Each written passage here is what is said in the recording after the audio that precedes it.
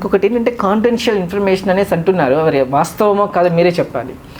పిఠాపురంలో Vishwambhara pre release event అంటే ఇది మీ ద్వారాగానే వింటున్నానంటే నాకు నిజంగా తెలియదు, కానీ ఒకటైతే వాస్తవం అండి. ఆ పిఠాపురం అనేది ప్రపంచంలో అత్యున్నతమైన కాన్స్టిట్యున్సీగా తయారవడం ఖాయమండి.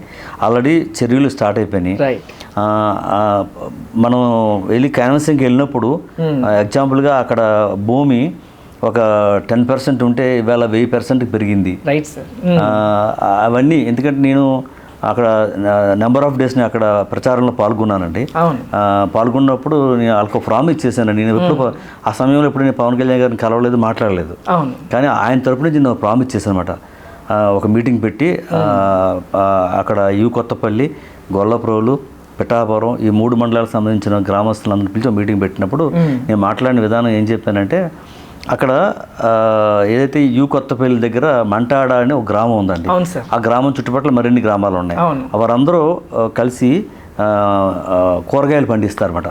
దాంట్లో ముఖ్యంగా ఎండుమిర్చి పండిస్తారన్నమాట అండి. అది ఎక్స్పోర్ట్ చేస్తూ ఉంటారు. చాలా కూరగాయలు ఎక్స్పోర్ట్ చేస్తారు. దీంట్లో ఇది ఎక్కువ ప్రాధాన్యంగా ఉందన్నమాట. దానికి వాళ్ళు పడుతున్న కష్టాలు అంతా ఇంత కాదన్నమాట అండి. అది నేను చెప్పాను వాళ్ళకి, మీకు అవసరమైతే ఇటు వైజాగ్ పోర్టు, ఇటు మచిలీపట్నం పోర్టుకి మధ్యలో పోర్టు కూడా పట్టుకొస్తారు, లేదంటారా ఇక్కడ ఎయిర్పోర్ట్ నిర్మిస్తారు, ఇక్కడ నుంచి మీరు ఫ్లై చేసుకోవచ్చు, ఇక్కడ నుంచి ఎక్స్పోర్ట్ చేసుకోవచ్చు, లేదంటారా మధ్యవర్తి దళారీలు లేకుండా ఇక్కడికే కంటైనర్ వస్తుంది. ఈ కంటైనర్ ద్వారాగా మీకు ఎక్స్పోర్ట్ క్వాలిటీస్ వచ్చినట్టు, మీకు ఏదైతే రైతుకు గిట్టుబాటు ధర ఏదైతే తగ్గట్లేదో దాన్ని 3 వంతులు పెంచే విధానంగా ఆయన చూస్తారు. మీ పిల్లలు చదువుకునే విధానం కూడా మారిపోతుంది. ఒకటి కాదండి, అన్నీ కూడా ఎన్ని జరుగుతాయి, ఆయనకు ఓటేయండి, చాలా బాగా చేస్తారు పరిపాలన, మీకు ఏ సమస్య ఉండదు. దళారుల వ్యవస్థకి స్వచ్ఛ చెప్పొచ్చు. ఇది మీ తలుపులు ఏదో మన ఇండియాలో 1 or 2 విలేజెస్లో డోర్లు వేసుకోరండి, తలుపులు తీసే ఉంటాయి రాత్రి పగలు, దొంగల భయం అది ఉండదు. ఆ పరిస్థితి ఈ ఊరికి వస్తుంది, పిఠాపురానికి వస్తుంది. అదేవిధంగా అక్కడ ఉప్పాడు అనే గ్రామంలో చీరలకి ప్రాధాన్యత అండి. చేనేత చీరలకి చాలా ఫేమస్. మరి అది పాపం వాళ్ళు ఉత్పత్తి చేసిన ధర చాలా తక్కువ ధర ఇచ్చి అది కొన్ని వేలు లక్షల్లో బయట మార్కెటింగ్ చేసుకుంటారు అనమాట. అక్కడ ఉన్న వారి కార్మికులకి తగ్గట్లేదు రేటు, గిట్టుబాటు ధర రావట్లేదు. రావాల్సింది వాళ్ళకి, వాళ్ళు అలాగే ఉన్నారు, వాళ్ళ జీవితాలు అలాగే ఉన్నాయి, వాళ్ళు అదే చిన్న గుడిసెల్లో ఉన్నారు వాళ్ళు. అది మారుతుంది. ఇక్కడే మార్కెటింగ్ యాడ్ పెడతారు, ఈ చీరలకి ఇక్కడ నుంచే మార్కెటింగ్ చేస్తారు. అన్ని దేశాలు, అన్ని రాష్ట్రాలు వెళ్ళే విధంగా మీరు ఎవరైతే దళారులు పొందుతో ఆ లాభం మీకు వస్తుంది, డెఫినెట్గా తీరుతుందండి. అవన్నీ కూడా అక్కడైతే ఏదైతే జరుగుతున్నాయో, ఉత్పత్తి అవుతున్నాయో అన్నిటికీ కూడా వాళ్ళందరికీ బంగారు రాజ్యం వచ్చినట్టుగా అండి. రామరాజ్యం కాదు కానీ బంగారు రాజ్యం వచ్చినట్టే, అంతకు మించి మామూలు విషయం కాదండి. చాలా బాగా అందరూ అదృష్టవంతులండి. ఆ విషయం చాలా బాగుంటుంది. విశ్వంబర ప్రీ రిలీజ్ ఈవెంట్ డెఫినెట్గా ఆల్రెడీ మొదలు పెట్టారండి, అందరూ కూడా మొదలు పెడుతున్నారు, క్యూ కడుతున్నారు అక్కడ చేయాలని. బన్నీవాస్ గారు కూడా చేస్తారు. ఇలా అందరూ కూడా డెఫినెట్గా చేస్తారండి. ఇవాళ ఇండియాలో ఫేమస్ అపోలో హాస్పిటల్ వాళ్ళు అత్యున్నత ఆధునీకరమైన హాస్పిటల్ అక్కడ ఆల్రెడీ 10 acres వాళ్ళు కొనటం, హాస్పిటల్కి రామ్ చరణ్ గారు దానికి ఇమీడియట్గా ల్యాండ్ కొని ఇవ్వటం, ఉపాసన రామ్ చరణ్ గారు ఇద్దరు కూడా. అంటే అక్కడున్న ప్రజలకి ఏ కష్టం వచ్చినా ఈ హాస్పిటల్లో నేను అండగా ఉంటాం. ముందు అదే కదండి మనకు కావాల్సింది. గవర్నమెంట్ నుంచి కేటాయింపులు జరుగుతున్నాయి కదా సార్, బసవతారకమ్మ హాస్పిటల్కి జరుగుతున్నప్పుడు, ఇప్పుడు అపోలో హాస్పిటల్ కానీ ఎందుకు గవర్నమెంట్ నుంచి కేటాయింపులు జరగట్లేదు? అంటే ఇవన్నీ కూడా సులభాల కింద తీసుకొస్తారు కాబట్టి ఇమీడియట్గా అంటే మనం చేసి చూపించాలి కదా, ఫస్ట్ చేయాలి కదండి. వాళ్ళు చేసి చూపిస్తున్నారు 1 by 1. మన తిరిగి చాలా జరుగుతున్నాయండి అక్కడ. డెఫినెట్గా ఆ ఊర్లో అన్ని వసతులు ఉంటాయి, వారికి మంచి వస్తుందండి. ఏదో స్వర్గలోకం ఎక్కడో ఉండదు, పిఠాపురంలో ఉంటుంది. డెఫినెట్గా చాలా బాగుంటుందండి. ఇప్పుడు మనందరికీ సంక్రాంతి, దసరా అన్నీ ఒకే రోజు ఆగస్టు 22వ తారీఖు. నిన్న చూస్తే మహేష్ బాబు గారి బర్త్డే రోజున మురారి రిలీజ్ అయింది. థియేటర్లోనే ఒకళ్ళు దంపతులు పెళ్లి కూడా చేసుకొని వచ్చారు. సో మనకి ఆగస్టు 22 రోజున థియేటర్లో ఏ మూవీ రిలీజ్ కాబోతుంది? మనకి ఇప్పుడు ఇంద్రా సినిమా రిలీజ్ చేస్తున్నారండి, రిలీజ్ చేస్తున్నారు. సో ఇంద్రా మూవీ అన్ని థియేటర్స్లో రిలీజ్ చేస్తారు, రాష్ట్రం అంతా రిలీజ్ చేస్తున్నారు అనమాట. రైట్. అండ్ ఇంకొకటి ఏంటంటే సార్, దేశమంతా కూడా దిగ్భ్రాంతి చెందింది. Why not? అంతమంది క్యాజువాలిటీస్, అక్కడి నుంచి నిద్రలోనే పైలోకానికి పోవటం. అండ్ ఎక్కడో చెక్కుని ప్రకటించి అలా పంపించడం కాకుండా స్వయంగా మెగాస్టార్ చిరంజీవి అన్నయ్య గారి వెళ్ళి అక్కడున్న సీఎం గారికి చేతులకి ఇచ్చేసి ఇవ్వటం అనేది ఒక కైండ్ ఆఫ్ భరోసాని కల్పించింది, ప్రపంచం అంతా కూడా చూసేలాగా చేసింది. సో వీటి మీద మీ స్పందన? ఆయన గతం మీరు తీసుకుంటే ప్రకృతి వైపరీత్యాలు ఎప్పుడు సంభవించిన అవును ఆయన ముందు ఉంటారు అన్నమాట అండి. చెక్కులు అనౌన్స్మెంట్ చేసి చెక్ ఇచ్చి బ్యాలెన్స్ లేక చెక్ బౌన్స్ అయిపోవటం కానీ, లేకపోతే అనౌన్స్ చేసి ఇవ్వకపోవడం కానీ అవును ఆయన నైజంలో లేదన్నమాట అండి. రైట్. ఆయన మీకు ఒక కార్గిల్ వార్ తీసుకుంటే, కార్గిల్ వార్ జరిగినప్పుడు ఏం నష్టం జరిగింది, అక్కడ కార్మికులు కానీ పెద్ద పెద్ద హీరోస్ అంటే హయ్యర్ పర్టికులర్గా ఒక చారి పూర్తి పేరు ఏదో ఉందండి, ఆయన హైదరాబాద్ నివాసి, ఆయన కాళ్ళు ఫైరింగ్లో కాళ్ళు కాలిపోయినాయండి. అయినా కానీ చేతులతో పాక్కుంటూ ప్రాణం ఉన్నంత వరకు కొండెక్కి 100 మందిని చంపాడండి ఆయన. ఆయన చివరికి చనిపోయాడు. అంత మహాత్ముడు. ఆయనకి నివాళులు అర్పించి స్వయంగా వాళ్ళ ఇంటికి వెళ్ళి ఇక్కడ మిలిటరీ సహకారంతో అంత్యక్రియలు ఆయన పాల్గొనడం, అలా దేశం మీద చాలా భక్తి ఉన్న వ్యక్తి అండి. కుటుంబం అంతా అంతే అండి వాళ్ళంతా. అలా కార్గిల్ అమరవీళ్ళకి ఆయన చూపించిన విధానం కానీ, లేకపోతే గుజరాత్లో భూకంపాలు వచ్చినప్పుడు దాంట్లో నేను కూడా ఉన్నానండి. భుజ్ అనే గ్రామంలో ఏదైతే భుజ్ అనే గ్రామం భూస్థాపితం అయిపోయిందో ఆ గ్రామానికి మమ్మల్ని పంపించి 6 రోజుల్లో 20 లక్షల రూపాయలు వెసల్స్, టెంట్ హౌస్లు, సామాన్లు, బట్టలు అన్నీ ఇచ్చి మేము అక్కడ 1 వీక్ స్టే చేసి వారికి మళ్ళీ స్టేబుల్ వారికి గుడిసెలన్నీ నిర్మించి వారి జీవితం మళ్ళీ స్థాపించి వచ్చే వరకు అక్కడ మేము మమ్మల్ని ఉండే విధంగా ఆయన చేయటం. లేకపోతే సునామీ వరదలు వచ్చినప్పుడు బోత్ ఏపీ అండ్ తమిళనాడు రాష్ట్రాలకి ఆయన ఇచ్చిన విధానం కానీ, ఇలా లేకపోతే ఉత్తరాఖండ్లో వరదలు వచ్చినప్పుడు చాలా పెద్ద మొత్తం ఇచ్చినప్పుడు కానివ్వండి, కోనసీమ వరదలు కానీ, ఉదూర్ తుఫాను వచ్చినప్పుడు కానీ, ఏం వచ్చినా ప్రకృతి వైపరీత్యాలు ఎప్పుడు సంభవించినా ఫస్ట్ ఆయనే. ఇంకా వైనాడు వరదలు వచ్చినప్పుడు కూడా ఫస్ట్ మర్నాడే ఆయన స్పందించి ఆయన అంత పెద్ద అమౌంట్ ఇవ్వటం, మళ్ళీ ఇది లేట్ చేయకుండా వెంటనే ఇవ్వడానికి రెడీగా ఉన్నారండి. అక్కడ సీఎం అపాయింట్మెంట్ దొరికేటప్పటికి ఇంత టైం పట్టింది. వారంతా కూడా గ్రామాల్లో పరిశీలించడం వల్ల ఇప్పుడు దేశ ప్రధాని వెళ్తున్నారు, అయినప్పుడు కూడా మొన్న ఆయన కలవటం, ఇలా ఎప్పుడు ముందే ఉంటారో ఆయన్ని అనుసరించి ఆయన్ని స్ఫూర్తిగా తీసుకుని మేము కూడా ఇప్పుడు మీకు చెప్పిన అన్ని ప్రకృతి వైపరీత్యాలు మేము కూడా పెద్ద మొత్తంలోనే అభిమానులుగా చిరంజీవి గారి స్ఫూర్తితోటి మేము అక్కడ వారికి సహాయం చేయటం. ఆ రోజుని ఏదైతే గుజరాత్ భూకంపం వచ్చిందో దానికి మేము దేశ ప్రధాని వాజ్పేయిని ఆయన ఫ్యాన్స్కి మేము వెళ్ళి కలిసి పెద్ద అమౌంట్ చెక్ ఇవ్వటం. లేకపోతే కార్గిల్ వార్ వచ్చినప్పుడు మన రాష్ట్ర గవర్నర్ రంగరాజన్ గారికి పట్టి చెక్ ఇవ్వటం. లేకపోతే సునామీ వచ్చినప్పుడు చాలా పెద్ద అమౌంట్ పట్టుకెళ్ళి వైఎస్ రాజశేఖర రెడ్డి గారికి ఇవ్వటం. కానీ ఎప్పుడు మేము కూడా పాలు పంచుకుంటాం. ఎప్పుడు కూడా ఆయన స్ఫూర్తిగా ఇప్పుడు కూడా కేరళ కూడా త్వరలోనే మేము కూడా పెద్ద అమౌంట్ ఇవ్వబోతున్నాం. Wonderful success, outstanding. ఇది అంటే ఎక్కడ కూడా ఇలా క్రమశిక్షణ కలిగిన అభిమానులు, ఇలా బాధ్యత కలిగిన అభిమానులు ఉంటారా అంటే అది నన్ అదర్ దెన్ మెగా అభిమానులే, గర్వంగా చెప్పుకోవచ్చు అది. అండ్ ఇప్పుడు మీతో ఇంటర్వ్యూ అనగానే నాకు ఒక స్పెషల్ రిక్వెస్ట్ పంపించారు సార్. ఇప్పుడు కోనసీమలో ఇబ్బంది వచ్చినప్పుడు స్వీకార్ ఉపకార్ మీకు గుర్తుందా sir? Sweekar Upkar first plate Hanumantha Rao garu మొన్న రీసెంట్గా కొన్ని ఇబ్బందులు ఎదుర్కొంటూ ఉన్నారు. ఆయనకి రాజశేఖర గారి ప్రభుత్వంలో భూ కేటాయింపు అనేది జరిగింది. నగర శివారులో స్వీకార్ ఉపకార్ ఎక్స్టెన్షన్కి అక్కడ పిల్లలకి కట్టడం కోసమని భూ కేటాయింపు జరిగింది. బట్ ఇప్పుడు ఆ భూ కేటాయింపుని కొంచెం ఇబ్బందులు ఎదుర్కొంటున్నారు. కొంచెం ఏదైనా పాసిబిలిటీ ఉంటే జనసేన నుంచి సహకారంతో ఆ భూ కేటాయింపు జరిగి తద్వారా ఇంకా ఎక్కువ మంది మానసిక వికలాంగులకు మేలు జరిగే అవకాశం ఉంది అని అడుగుతున్నారు. సో వాటికి మీరైనా వాటికి చేసే అవకాశం ఉందా సార్? ఈ భారతదేశంలో ముఖ్యమైన సంస్థల్లో ఒక సంస్థ స్వీకార్ ఉపకార్. నేను ఒక 20 సంవత్సరాల క్రితమే దాన్ని గుర్తించి చిరంజీవి గారిని స్వీకార్ ఉపకారాన్ని తీసుకెళ్ళాను. తీసుకెళ్ళి ఆయన పుట్టినరోజు, 1 సంవత్సరం పుట్టినరోజు ఆయన అక్కడ చేసుకున్నాం. నీకు కేవలం అక్కడ మానసిక వికలాంగుల మధ్య చిరంజీవి గారు పుట్టినరోజు జరుపుకుంటే ఆ మానసిక వికలాంగులు ఉత్సాహంగా ఉంటారు. నా జీవితాలు ఇంతేనా అని కాకుండా వారికి ఉత్సాహం కల్పించాలని స్వీట్స్, భోజనం వరకు మేము అరేంజ్ చేసామండి. భోజనం కూడా ఎలాగంటే అండి పంచపరమాణాలు ఉండాలి, అటువంటి భోజనం అరేంజ్ చేసామన్నమాట. చిరంజీవి గారే అరేంజ్ చేయమన్నారు.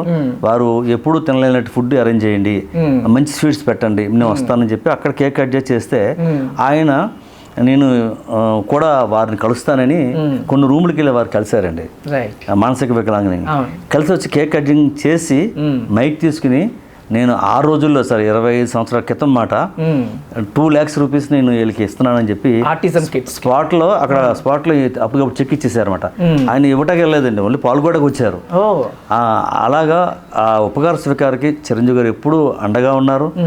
కోనసీమ వరదల్లో అందుకే ఉపకార స్వీకార్ టీం వచ్చి చిరంజీవి గారి తరపున కోనసీమలో పర్యటించి వారం రోజులు అక్కడ వాళ్ళని చాలా మంది రక్షించారు.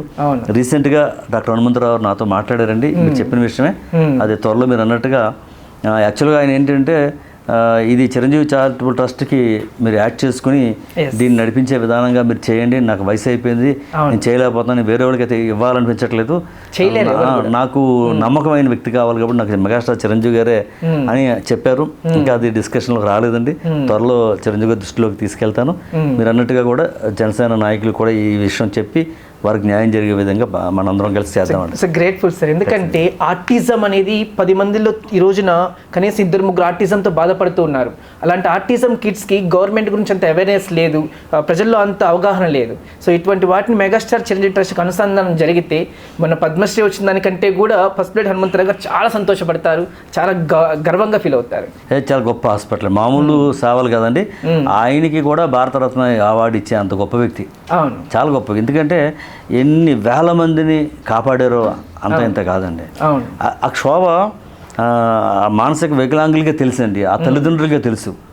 వాళ్ళందరినీ నా హక్కుని తీర్చుకొని వారందరికీ చదువు చెప్పించడం కానీ, లేకపోతే ఓల్డ్ ఏజ్ హోమ్స్ నడుపుతున్నారు ఆయన, లేకపోతే డఫ్ అండ్ డమ్ స్కూల్స్ పెట్టి నడిపిస్తున్నారు ఆయన. చాలా అండి, ఒకటి రెండు కాదండి, అసలు మొత్తం ఆ కుటుంబం అంతా దాంట్లో ఇన్వాల్వ్ అయిపోయి బ్లైండ్ స్కూల్ కూడా వాళ్ళ దగ్గర ఉందండి. చాలా బాగా అసలు అది పుట్టుకతో భగవంతుడు ఇచ్చిన వరమే తప్ప అది మానవుడికి సాధ్యం కాదండి. అది ట్రూ సార్, చాలా బాగా చేస్తున్నారండి ఆయన. డెఫినెట్గా అందరం ఉపకార స్వీకారికి అండగా ఉందామండి. ఖచ్చితంగా వారికి న్యాయం జరిగేట్టుగా మనం కూడా హెల్ప్ చేద్దామండి. అండ్ ఇప్పుడు చూస్తే మనకి వైనాడ్ ఈ విపత్తు వల్ల మన అన్నయ్య గారి బర్త్డేని అంతగా గ్రాండ్గా చేసుకోలేకపోతున్నాం. మనం కనీసం మన జనసేన చీఫ్ పవన్ కళ్యాణ్ గారి బర్త్డేకి ఏదైనా కొంచెం గ్రాండ్గా చేసుకుంటూ అందరం ఈ విక్టరీని సెలబ్రేట్ చేసుకునే ఒక వేదిక అనేది ఇప్పుడు దాకా మనకు జరగలేదు సార్. అది చేసుకునే అవకాశం ఏమైనా ఉందంటారు? డెఫినెట్గా అండి, మీరు ఇప్పుడు చెప్పారు కాబట్టి నాకు ఇప్పుడు ఏదైతే ఇది చిరంజీవి గారి సెలబ్రేషన్ వైండ్ అప్ చేస్తున్నాం, ఇది ఈ ఐడియా బాగుంది. ఆల్రెడీ మేమంతా కూడా చాలా ముఖ్యమైన హాల్స్ అన్ని బుక్ చేసాం, దాన్ని కన్వర్ట్ చేసి దీనికి చేసుకుంటే బాగానే ఉంటుందండి. అని చేయడం డెఫినెట్గా చేద్దామండి. అండ్ నార్మల్గా చూస్తే ఇప్పుడు మెగా పవర్ స్టార్ మన రామ్ చరణ్ గారు ఎన్నో అవార్డ్స్ని గ్లోబల్ స్టార్గా ఎదిగినారు. అండ్ ఇప్పుడు గేమ్ చేంజర్ మీద భారతీయుడు 2 ప్రభావం ఏమైనా పడిందంటారు? అది తమిళ సినిమా అండి. అది భారతీయుడు వేరు, ఆ యాక్టర్స్ వేరు. ఈయన ఇక్కడ మీకు మగధీర, త్రిబులారు, తర్వాత ఇది, అవును సార్, తర్వాత మధ్యలో చాలా సినిమాలు వచ్చినాయండి. తమిళ ఈయనకి ఇప్పుడు ఏంటంటే అటు అన్ని భాషల్లో కూడా బాగా ఇతను చాలా గొప్ప స్టేజ్కి వెళ్ళిపోయారండి. నార్త్లో చూస్తే రామ్ రామ్ రామ్ అని ఆయన పేరే మారిపోయింది. ఈవేళ అదర్ కంట్రీస్ చూస్తే ఆస్కార్కి వెళ్ళి వచ్చిన తర్వాత కానీ, అమెరికాలో గుడ్ మార్నింగ్ అమెరికా ప్రోగ్రామ్కి వెళ్ళి వచ్చిన తర్వాత కానీ, ఇప్పుడు 2-3 రోజుల్లో మెల్బోర్న్లో చాలా ప్రతిష్టాత్మకమైన అవార్డు తీసుకోబోతున్నారు. అక్కడ వారం రోజుల నుంచి టికెట్లు దొరకట్లేదండి. ఇప్పుడు నాకు కూడా ఫ్లైట్ టికెట్ దొరకలేదు ఆ ఫంక్షన్లో పాల్గొవాలంటే.